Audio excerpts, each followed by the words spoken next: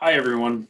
Today I want to talk about the very important book that we're reading, written by a scholar named Gregory Feldman, who is located at the University of Windsor in Windsor, Ontario, for those who might be interested. Feldman is a professor of anthropology, and he got some rare access with a police investigative unit in somewhere in Europe, we're told, although he is sketchy on the details, and that is intentional in an effort to preserve the anonymity of the people that he worked with. Feldman's book is called The Gray Zone: Sovereignty, Human Smuggling, and Undercover Police Investigation in Europe. And as to what sovereignty and human smuggling and police investigation and investigator ethics have to do, we'll talk more about that at a later point in the video. First and foremost, I'm going to walk you through what sovereignty means. And then, of course, as I've alluded to, I'm going to talk about what sovereignty has to do with ethics. So what is sovereignty? Now, this discussion might get a little bit academic, but I assure you, you should bear with me because this is actually really important. So sovereignty, Gregory Feldman tells us there's really two definitions of it: sovereignty in the first form and sovereignty in the second form. And I can tell you that sovereignty in the first form is really the classic definition of sovereignty. It's the definition used by scholars of the state who are trying to understand how the state or the nation state acts as kind of an autonomous or semi-autonomous entity that is capable of exercising geopolitical power, but also domestic power over its citizens. The second form of sovereignty, according to Gregory Feldman, is really his innovation on this concept. And it kind of broadens how we understand sovereignty, and it has really, really important implications for ethics. First and foremost, let's discuss what sovereignty even means. I think everyone has heard this term, and you may have some sense of it, but it actually has a very specific meaning, and it's important to kind of lay that down. And then we're going to talk about the first and second forms of sovereignty that Feldman lays out. So what is sovereignty? Sovereignty is the ability to act without precedence in pursuit of particular objectives, and that's fine as far as it goes. What's key here is to keep in mind that it is to act without precedence. And I would say that it's to act without precedence, especially in upholding or seizing power for itself. So the sovereign, the one who wields sovereign power, is exercising sovereignty when they do something that is outside the law or outside a set of established norms. And that individual or committee or legislative body, if you like, when that person or group is acting in an unprecedented way, what they're doing is they're wielding sovereignty. And in doing so, it's important to recognize that in wielding sovereignty, they're creating or forging new norms. And that's just kind of that logically follows, because by acting outside of the established norms, what they're doing is they're effectively demonstrating that there's a possibility here for establishing new norms. Or by acting outside law, what they're doing is they're creating new precedents within the legal system to create new law.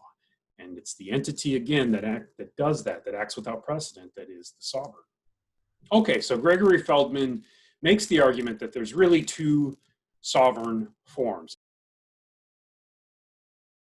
And the first sovereign form is very hierarchical, top-down sort of power.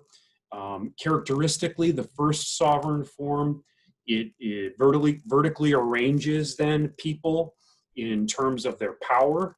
It is a type of power that atomizes individuals, which is to say that it takes people out of their community and group contexts and treats them as individuals.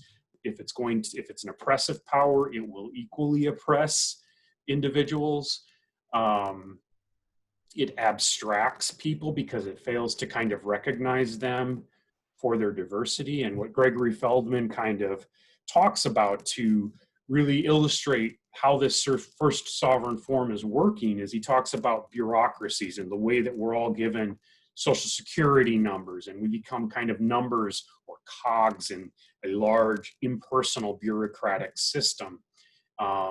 Even the way that citizens are treated by investigators or police tends to be in this atomized way, because police are following routines that have been established by policies that treat all people in a more or less uniform manner. But when you pull back and you ask, what's the point of this treatment, these policies, these practices that are happening to individual subjects, the point of the first sovereign form is that it's always to reassert or reclaim or recreate the conditions of power for that entity at the top, who we're calling the sovereign.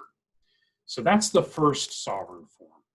By contrast, the second sovereign form is horizontally arranged into different but equal parts. So there is a kind of equality, but it's not an equality that wants to atomize and make everyone uniform.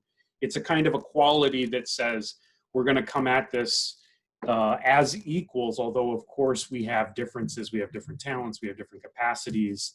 And what Gregory Feldman is trying to make the claim is that this type of power, it exists in our everyday lives. Now he's looking specifically at this police investigative unit, and he's using this theoretical lens to kind of make sense of their work. But we could look at any other site in the world and notice that there are different places in our lives where the first sovereign form of power, that vertical power, seems to be more at play in either empowering us or oppressing us.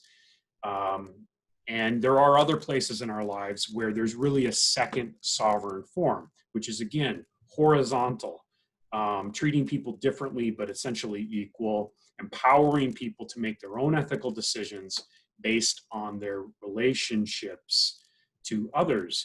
And the second sovereign form is truly sovereignty, Feldman would argue, because in acting together, when people come together and they act, what they're doing is they're trying to break with the established norms and routines and practices, laws even, in order to create something new. It's not coming from the top down, it's happening from the collaboration between individuals, but it is sovereignty nonetheless. Okay, moving right along. So the next piece of the puzzle that Feldman puts into play is he introduces this concept, which is the title of his book, the gray zone. What are gray zones? Gray zones are places where there is unclear jurisdiction, legal ambiguity, ambiguity in law or custom, or just invisibility. And so to give you a sense of where these gaps or these gray zones are, I will talk briefly about the first sovereign form. So shortly after the terrorist attack of September 11th, the United States government started looking for places where it could keep its prisoners in the US-led war on terror. One of the places that came across the desk of the president was Guantanamo Bay. Guantanamo Bay was chosen, this has been well documented, because it occupies a space of legal ambiguity. That is, there was originally it was unclear whether the Constitution had any bearing on what happened at Guantanamo Bay, because it was the property of the United States, but it wasn't located within the territorial boundaries of the United States. And that created a kind of legal ambiguity that allowed the first sovereign form, the United States of America, and the president really, to act without precedent, basically, to forge new legal norms. And that's exactly what happened in one telling of the War on Terror. Another example of this gray zone might be when the police investigators, you will have come across this in the readings, were working with informants, and they were technically disobeying the rules that they were given to deal with those informants. And what they were doing, though, was making ethical decisions on their own to break with precedent and norms that had been established for them. And so they were creating a kind of sovereign space to forge new norms, even if it had to be somewhat secret. And so that acting without precedent was, in fact, a kind of exercising of sovereign power. But in both cases, the case of Guantanamo Bay and the case of working with informants off the radar, these sovereign actors were exercising sovereignty. Two other examples of sovereign power. And in these examples, I think it's even more clear how the sovereign actor is actually creating that gray zone. It's not just a gray zone that they need to kind of seek out all the time. It can actually be one that's created intentionally through action. So when Henry VIII, the famous sovereign of England, pushed through the Treason Act of 1534, he effectively made the disavowal of himself as the only legitimate head of the Church of England an act of treason under law. He was exercising sovereign power when he did this, because it broke so harshly with the previous legal norms that it really disrupted what was possible for the sovereign to do. And it created kind of a gray zone from which further acts of Henry VIII were much easier to do. You can also talk about contemporary times. So when the CIA began working with the Department of Justice at the start of the US-led war on terror, I'm coming back to this example because I've done some research in this area, in order to determine how current laws prohibiting torture could be reinterpreted so that otherwise banned interrogation techniques would be the CIA could use those techniques again. They were effectively talking with the Justice Department about how they could use a kind of sovereign power. They wanted to see how far they could push it. And some would say they weren't just talking to the Justice Department, they were collaborating with the Justice Department to exercise jointly sovereign power.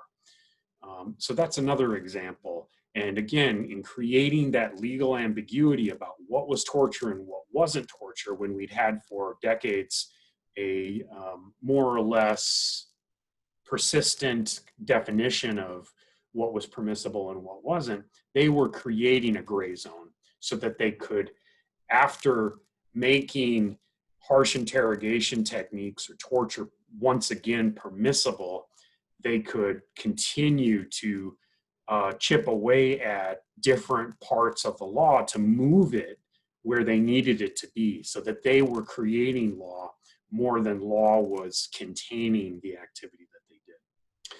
Okay, so the point that I've been driving at, and really the answer to the question of what do ethics have to do with sovereignty, is that in this gray zone where sovereign actors are really creating ambiguity around what's possible and what's right and what's wrong and what they can do, that part of that ambiguity is an ethical concern. And the reason it's an ethical concern is because in any space where you're creating new legal norms or new social norms, actors within those spaces are going to begin questioning, can I live comfortably in this new community given these new norms of justice?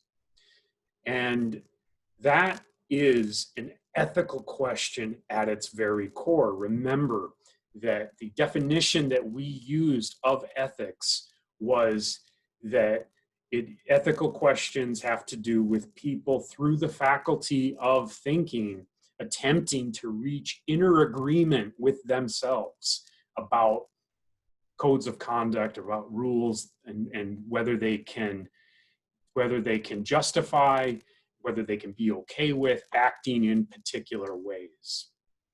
And so questions about sovereignty, which bring up questions about the gray zone. And in this book, we've talked about investigators in particular, are really all entwined with questions of ethics. I hope that this video has helped you make sense of this very difficult book. And if you haven't already given up on the book because it is a difficult read, I just want to encourage you to find your second wind somehow and take another stab at it, because it is an important reading ultimately. And to the extent that you can understand the arguments that are being made, it's really going to help us to kind of push our conversation into ethics and our interrogation of ethics even further, so that we're not just stuck looking at cases that think about consequentialism or deontology, which is important, but it really only is the foundation. And we need this set of tools to kind of get deeper into the discussion of ethics. Hope that helps. Talk to you guys all later.